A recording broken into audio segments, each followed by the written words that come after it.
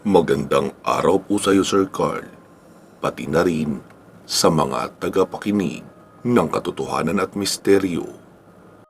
Ako po si Limuel, 52 taong gulang na sa kasalukuyan, may asawa at 3 anak. Nasa 20 taong gulang pa lang ako noong mangyari ang nakakatakot kong karanasang ito na naganap sa probinsya ng aking lola. Isa akong working student ng panahong iyon sa Maynila. Hiwalay na po noon ang aking mga magulang at may kanya-kanya ng pamilya. Hindi na nila ako nasundan pa mula noong magsama sila, kaya nag-iisa lang akong anak. Ang tatay ko po ay nasa Siquijor na nakatira kasama ang aking madrasta. Noong maging malinaw na ang kasunduan nila ni mama at papa sa kanilang paghihiwalay, ay nagdesisyon na nga si Papa na sumama na sa bago niyang kinakasama pauwi ng Siquijor sa lugar ng aking madrasta at doon na sila naninirahan. Ako naman ay sumama kay Mama kalaunan papunta ng Maynila. Nakapasok ako bilang waiter sa isang resto bar sa Quezon City.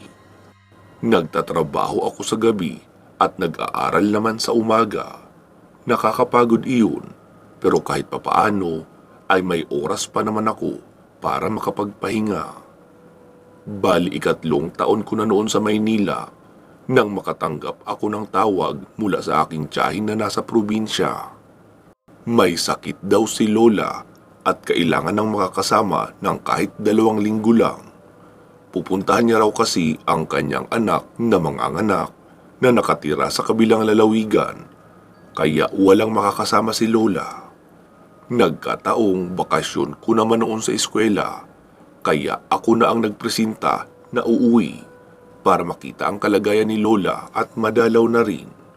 Si Mama naman ay hindi makahingi ng leave sa kanyang trabaho dahil sa dami ng event na gaganapin sa kanilang opisina. Mabuti na lang, kakasweldo niya lang noon, kaya kahit papaano ay may magagamit akong panggastos papauwi. Mag-isa lang ako noon na umuwi sa probinsya nila Lola. Iyon siguro ang dahilan kaya ako naranasan ang isang nakakatakot na pangyayari sa aking buhay na hindi ko akalaing mararanasan ko ng panahong iyon. Malayo sa kabihasnan ang nasabing baryo kung saan nakatira si Lola at si Auntie. Pero may mga tao naman na paruot pa rito upang mangalakal sa syudad.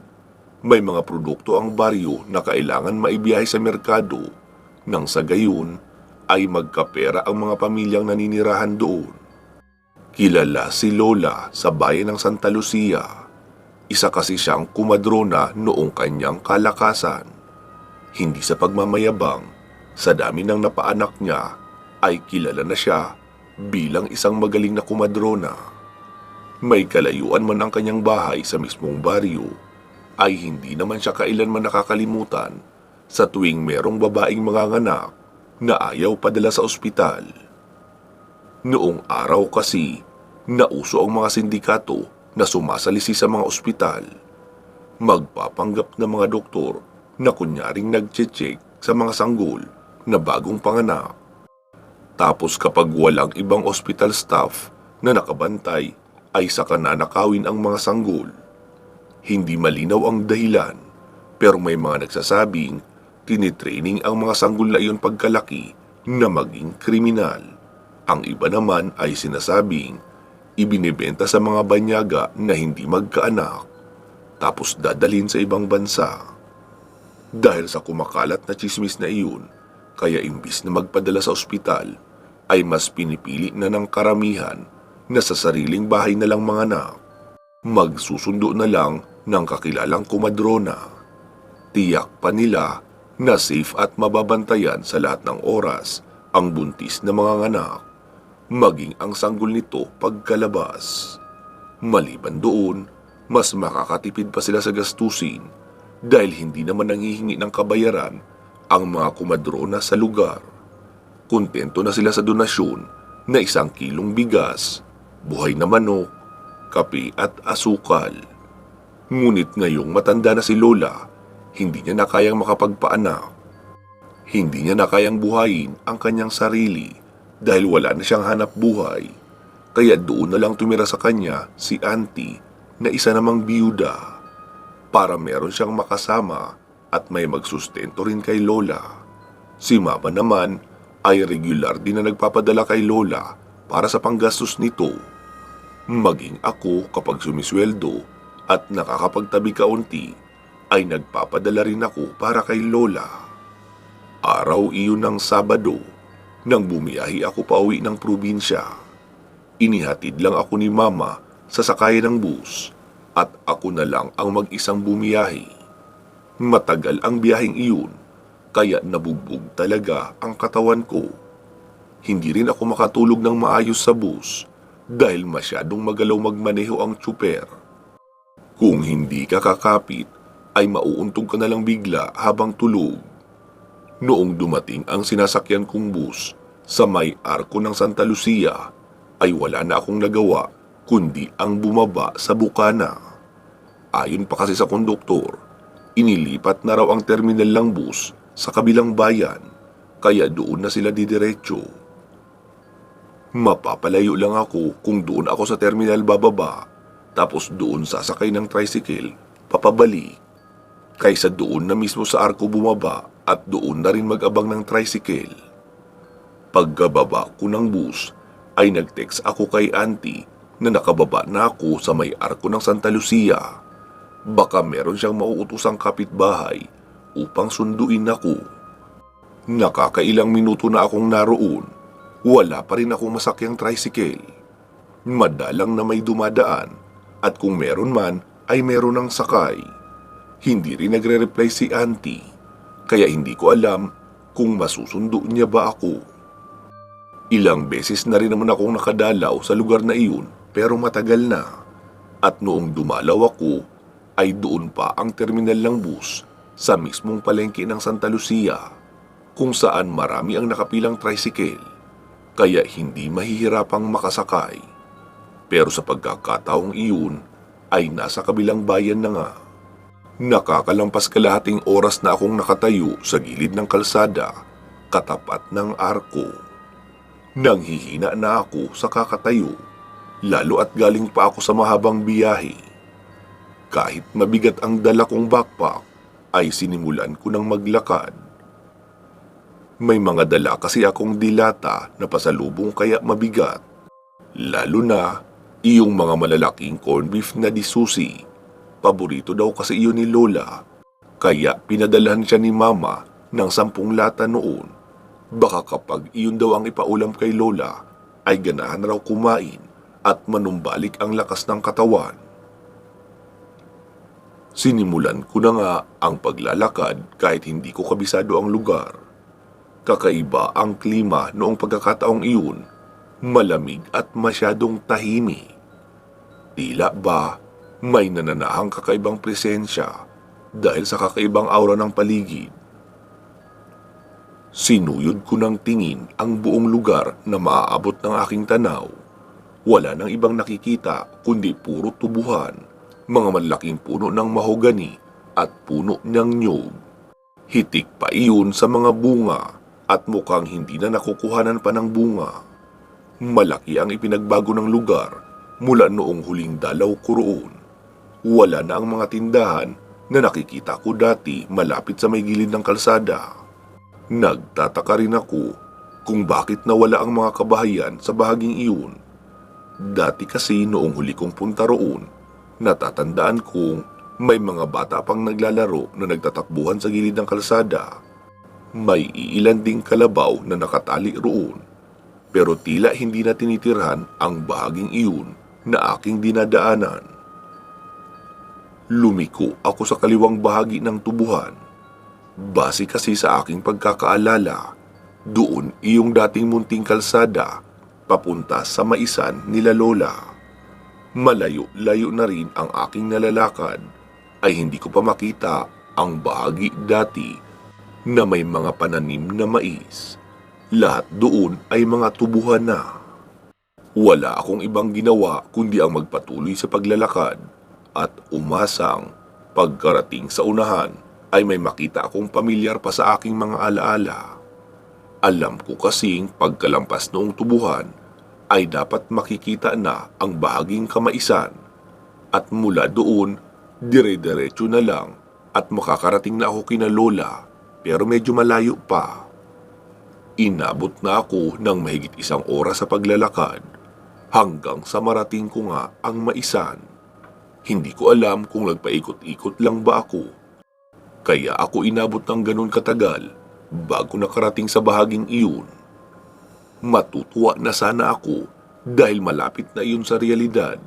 Natagpuan ko na nga ang maisan pero napamura na lang ako noong mapagtantong hindi pala ako makakalusot papunta sa kabila. May mataas na harang na barbed wire ang buong paligid at walang lusutan. Hindi ko alam kung hanggang saan nakabakod ng barbed wire dahil mataas na rin ang mga mais at sa kabilang bahagi naman ay matatangkad na tubo naman ang naroon. Nagpatuloy pa ako sa paglalakad. Malayo na ang aking nararating pero napagtanto kong lahat ng aking nararating ay nakabakod ng barbed wire. Wala talagang lusutan. Inis akong napatingala sa may abong na puno. Abot pa hanggang sa gitnang bahagi noon ang barbed wire na kahit akyatin ko ito ay siguradong hindi ako makakatawid sa kabilang bahagi nang hindi ako masusugatan. Mukhang tiniyak talaga ng kung sino mang naglagay noon na walang makakalusot sa kanyang harang dahil sa taas ng bakod na barbed wire.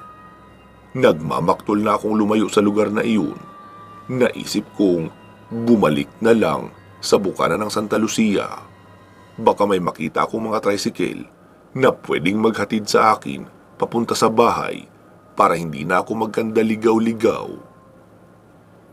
Plano kong parahin ang unang makikitang tricycle na dadaan. Kahit pa may laman, bibilinan ko na lang na balikan ako pagkatapos nitong maghatid ng pasahero at dodoblihin ko na lang ang bayad basta balikan lang ako. Nag-text din ako at tumawag kay auntie pero hindi ko naman makontak. Mukhang sa signal ang problema. Habang naglalakad ay napapakamot ako ng ulo at naiinis na rin. Hanggang sa mapagtanto ko na parang ibang daan na naman ang aking dinadaanan. Nakalimutan ko na kung saan ba ako dumaan kanina. Nalilito na ako, lalo at magkakapareho ang itsura ng bawat halamang tubo na aking napupuntahan. Nagpapaikot-ikot na ako sabay tingala sa langit. Naging mainit na naman ang araw, naalis ang nakaharang na ulap. Kaya muling tumindi ang init ng sikat ng araw na mas lalong nagpasama sa aking pakiramdam. Sa tingin ko ay naliligaw na talaga ako. Hindi na ako magkanda-ugaga sa paghahanap ng madadaanan hanggang sa nagsimula na akong kabahan. Malinaw na naliligaw na talaga ako. Nakatatlong ikot pa ako sa aking pinanggalingan ngunit bumabalik lang din ako sa same spot kung saan ako unang tumayo. Dahil dito ay inis na akong napasalampak ng upo sa gilid. Sinubukan kong tawagan uli si auntie sa cellphone pero hindi ko pa rin talaga makontak. Basta na lang nawala ang signal. Nawawalan na ako noon ng pag-asa na makabalik sa tamang daan pero pilit kong kinakalma ang aking sarili. Inilibot kong muli ang aking paningin sa buong paligid. Kapag nataranta ako at napanghinaan ng loob, ay mas lalo akong hindi makakapag-isip ng maayos. Kung papaano makakaalis sa lugar na iyon, ipinikit ko ang aking mga mata at pinakiramdaman ang buong paligid. Malamig ang simoy ng hangin kahit pa mainit ang sikat ng araw. May mga boses akong naulinigan sa hindi kalayuan. Sa tingin ko, ay mga taong nagtatrabaho doon. Nabuhayan ako ng loob dahil sa wakas may tao na akong makakausap at siguradong maituturo na ako sa tamang daan. Nagsimula na akong maglakad at tinaluntun ang daan papunta sa direksyon kung saan ko narinig ang tunog ng mga nag-uusap na tao. Malakas ang kutob ko na marami sila dahil marami ang boses na aking naririnig. Binaliwala ko na ang init ng araw at pangangati ng aking katawan, gawa ng matatalim na dahon ng tubo na sumasayad sa aking balat. Kalaunan ay huminto na ako sa paglalakad. Sa hindi kalayuan ay namataan ko ang isang long bed na truck na pinagkakargahan ng tubo. May mga taong nagtatrabaho doon at mukhang abala sa pagkakarga ng mga tubo. Sa tansya ko, mga nasa 10 hanggang 12 kalalakihan ang naroon na nagtatrabaho. Dahan-dahan akong lumapit at tinawag ang kanilang atensyon. Nagmagandang tanghali muna ako bago ako nagtanong kung saan banda ang labasan ng tubuhang iyon upang makabalik ako sa bukana ng Santa Lucia o doon sa may arko. Kahit lalaki ako, ay na-conscious ako bigla. Lalo na noong makita kong sabay-sabay silang lumingon sa akin at titig na titig. Nagulat ako at bahagyang kinilabutan. Wala kasi sa kanila ang sumagot, basta natahimik lang sila at titig na titig sa akin. Maya-maya ay isa sa kanila ang lumapit sa akin. Isa iyong may edad na lalaki, malaki ang katawan at matikas ang tindig. Sa tingin ko, siya ang driver ng truck, gawa ng may bimpo na nakasampay sa kanyang bato, na madalas makikitang itsura ng mga tsuper. Puno ng tattoo ang kanyang katawan at may malaking tila ba peklat sa kanyang kaliwang ibabaw na bahagi ng kilay. Nakakunot ang kanyang noo habang nakatingin sa akin. Kahit hindi kagalang-galang ang itsura niya, ay pinilit kong maging magalang pa rin sa pakikipag-usap, lalo at ako ang nangangailangan ng tulong. Buong pagpapakumbaba akong nagtanong sa pangalawang pagkakataon kung saan banda ang daanan papunta sa bukana ng Santa Lucia. Pinagmasdan niya ako mula ulo hanggang paa. Tila ba mas natuon ang kanyang atensyon sa aking mukha. Maya-maya ay nagsalita ang lalaki, sabay tanong kung saan ba ako galing at kung baguhan lang daw ba ako sa lugar nila. Tumango-tango naman ako at sumagot. Sinabi ko na taga roon ang aking lolo at lola at ilang beses na rin akong nakadalaw doon, pero iyon ang unang pagkakataon na bumiyahe ako na mag-isa. At doon lang ako ibinaba ng bus sa bukana. Kaya nahirapan akong tuntunin ang daan papunta sa bahay ng aking lola. Wala rin akong nasakyang tricycle, kaya tinangka ko sanang lakarin na lang. Ngumisi bigla ang lalaki at sinabing talaga daw na hindi ko na maaalala kung saan ang daanan. Dahil binago na ng mga nagsisilbing lider ng pamayanan ang daan papunta doon sa Maisan. Ang nananatili na lang na orihinal ay iyong kalsada papunta mismo sa sentro o doon sa may palengke. Kailangan ko para lumibot sa kabilang bayan nang sa gayon ay makauwi ako sa amin.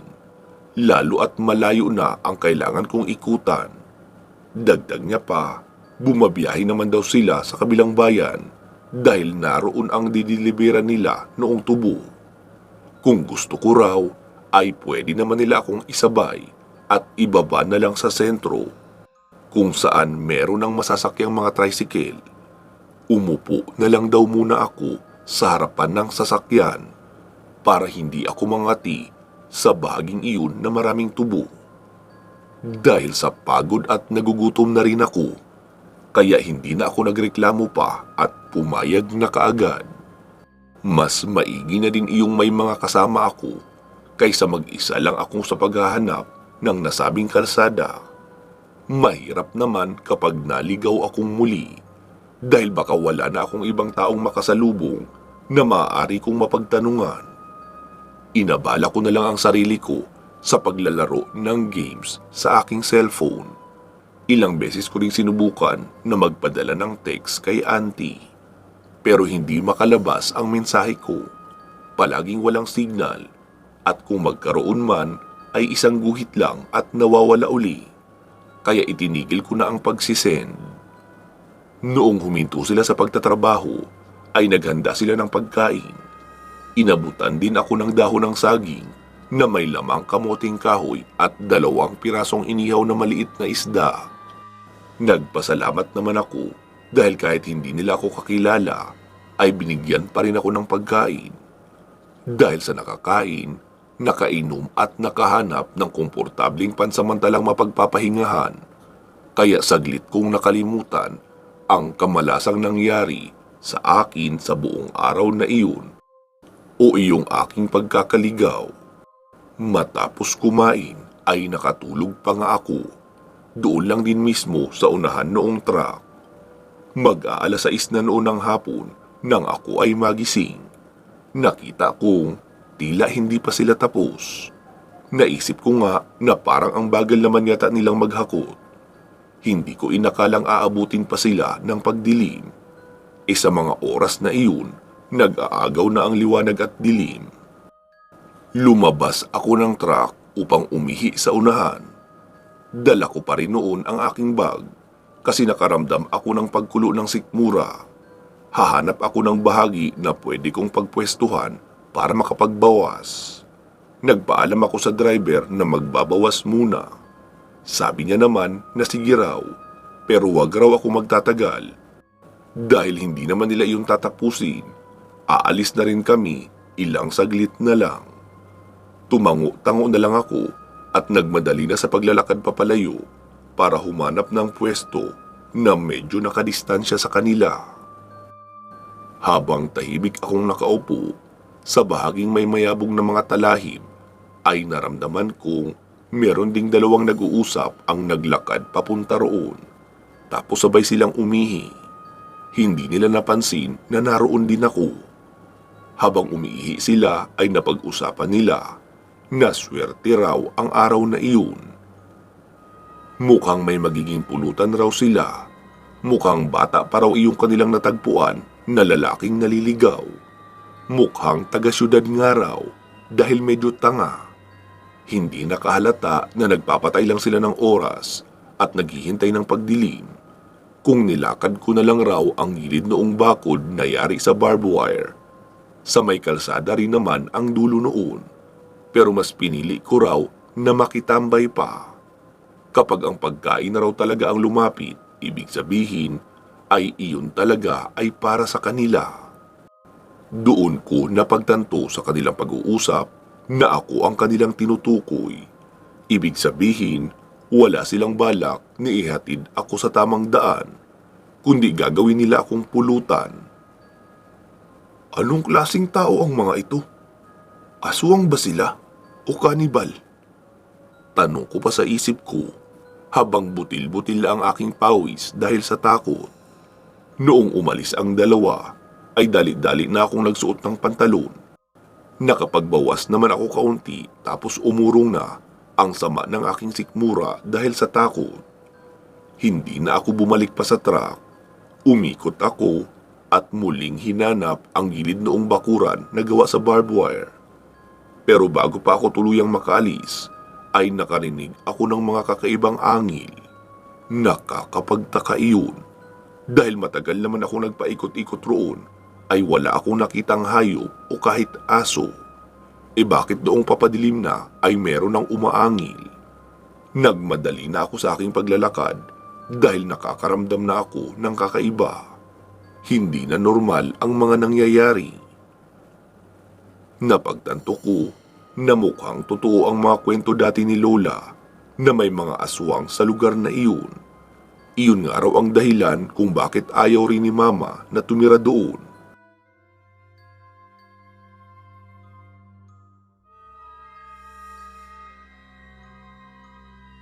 Dahil sa kumbinsido akong aswang iyong mga manggagapas na nilapitan ko, kaya nagmadali na akong makalayo. Wala na akong pakialam kahit magkanda sugat-sugat pa ang aking buong katawan dahil sa talas ng mga dahon na nasasagi ko. Walang pasubaling tinahak ko na ang daan na nakita kong medyo maluwag. Sa katagalan, napansin ko na may bakas iyon ng gulong ng truck. Ibig sabihin, iyon na ang daan papalabas o papabalik sa kalsada. Dire-diretso pa ako sa aking pagtakbo.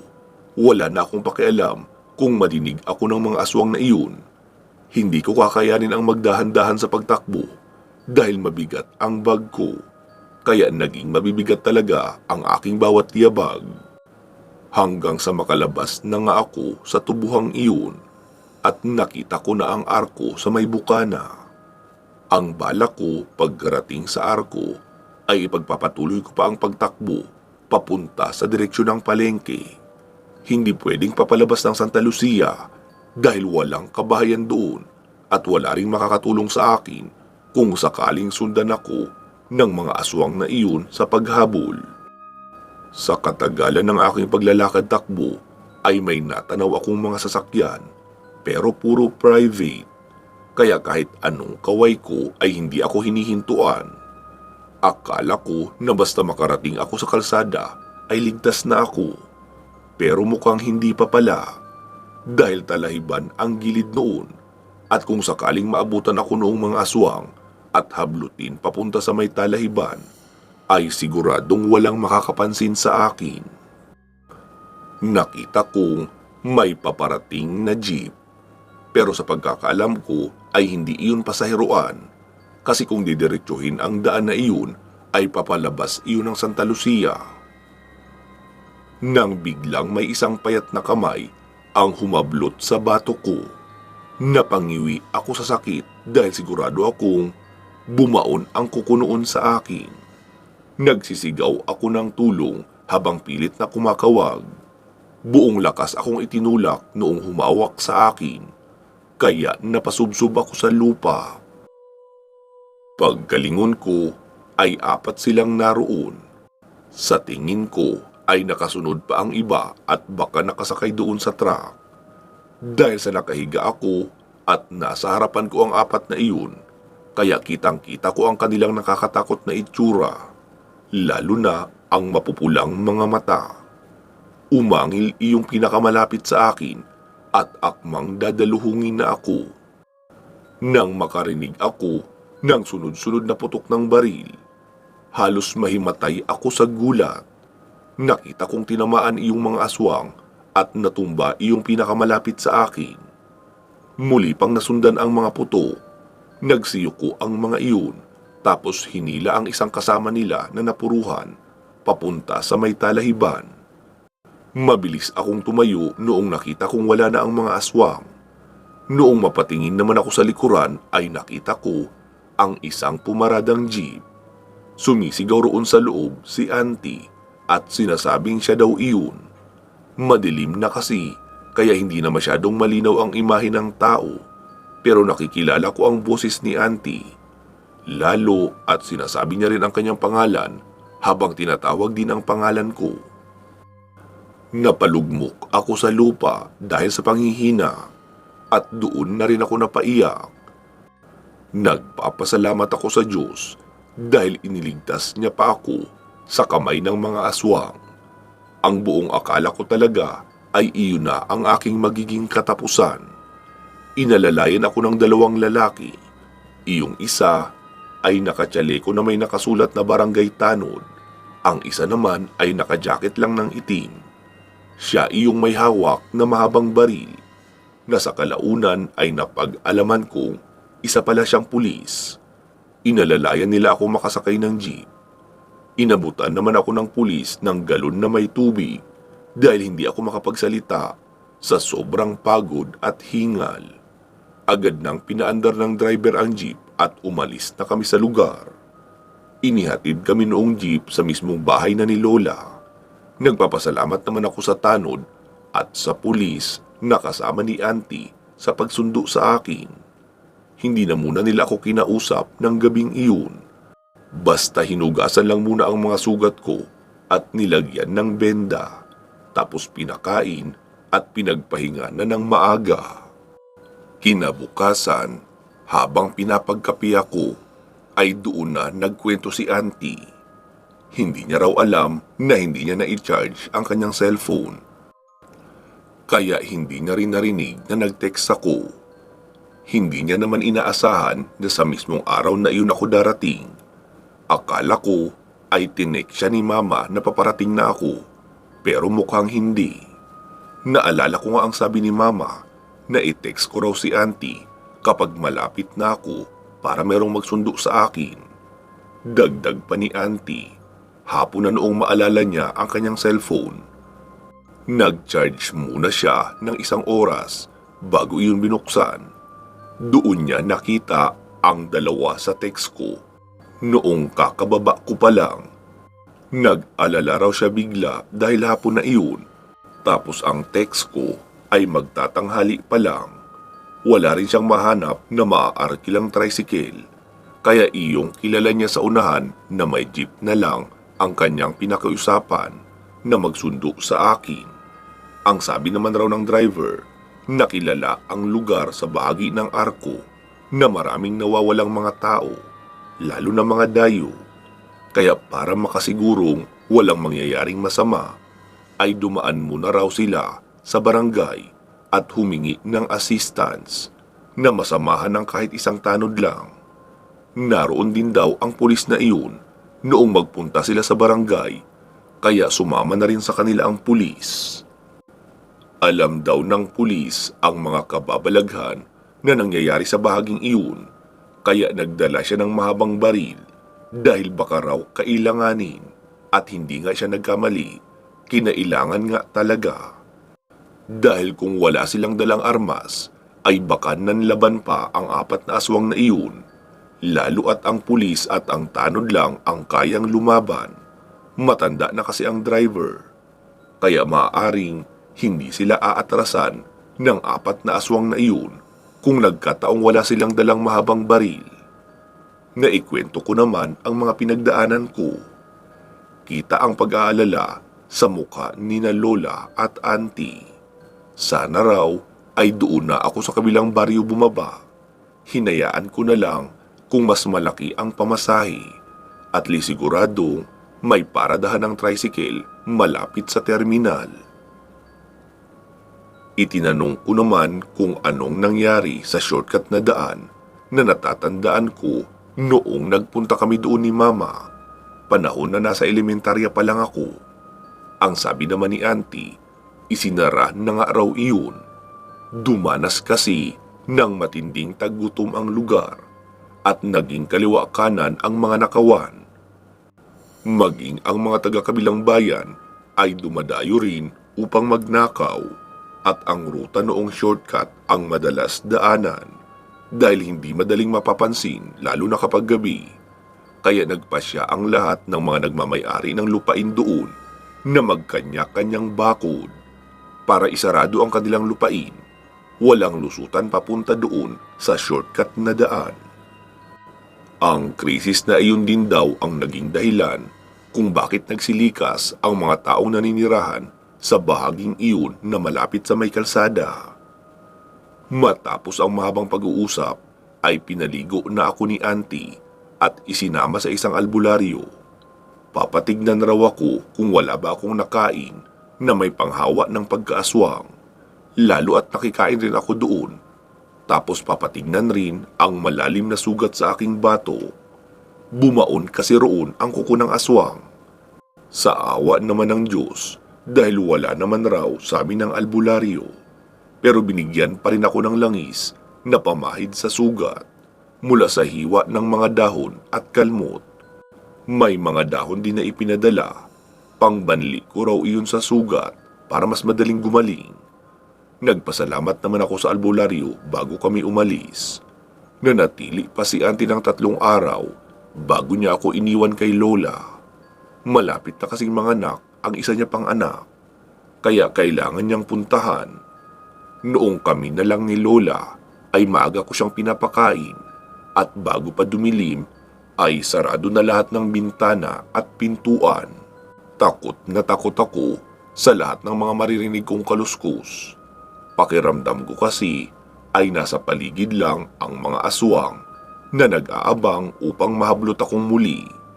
Makalipas ang mahigit 2 linggo ay bumalik na rin si Auntie.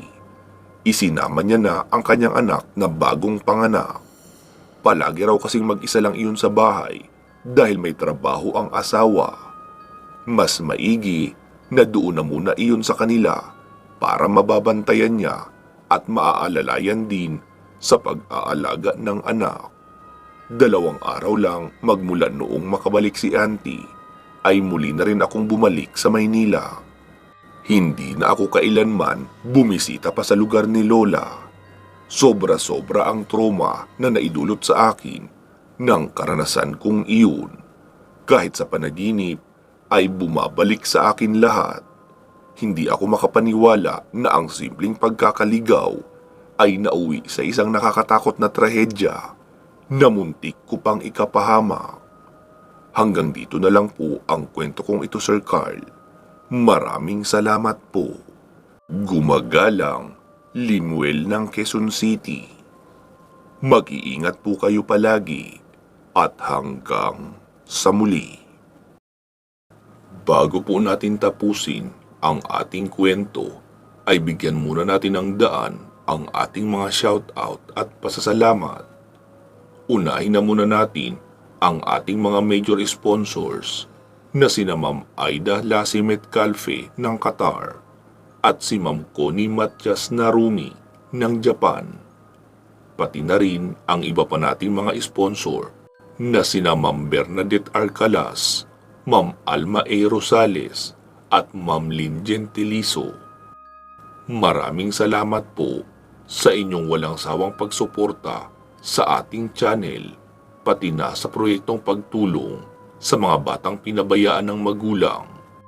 Naway patuloy po kayong biyayaan ng ating puong may kapal at panatilihing nasa malusog na pangangatawan. Pinapasalamatan din natin ang ating mga current channel members na sina Ma'am Rose Halandumon, Senya Hikom Luquias, Jovi Taghap, Lito Bueno, Georgina Bati, Lou Kira, Click and Collect Manila, Sergeant Katz Dorms, Burns A, Christine Olson, Kevin Nang, Celsa Escartin, Jenny Mostrado, Maria Victoria, Eric Platero, Yam in Japan, Jesmar Ocampo, at Dean Ciudadano. Pasalamatan na rin natin ang ating 3 masisipag na group admin at moderator na sina Ma'am Ilongga Guapa, Ma'am Gilane Fernandez at Ma'am Gina Araga. Sa muli ay inaanyayahan ko po kayo na mag-like and follow sa ating Facebook page na ang pangalan ay Katotohanan at Misteryo. Pinapasalamatan ko rin kayong lahat ng mga regular listeners ng ating 3 channel. Ito po ay ang Katotohanan at Misteryo, Kwentong Aswang Comics, tsaka Iyong Problema at Payong Kaibigan. Siguraduhin nakasubscribe po kayo sa mga channel na iyon. Sana ay patuloy pa rin kayong makinig kahit pa hindi ako ang boses na nagsasalita. Balikan nyo rin po sana ang mga luma nating video, iyong mga na-upload ng 2 years ago to present. Siguradong marami pa doon ang hindi nyo napapakinggan, lalo na sa mga bago lang dito sa ating channel. Maraming salamat po sa patuloy nyong suporta sa ating mga channels. Magsama-sama po tayong muli sa iba pang mga paparating na kwento. Mag-iingat po kayo palagi at hanggang sa muli.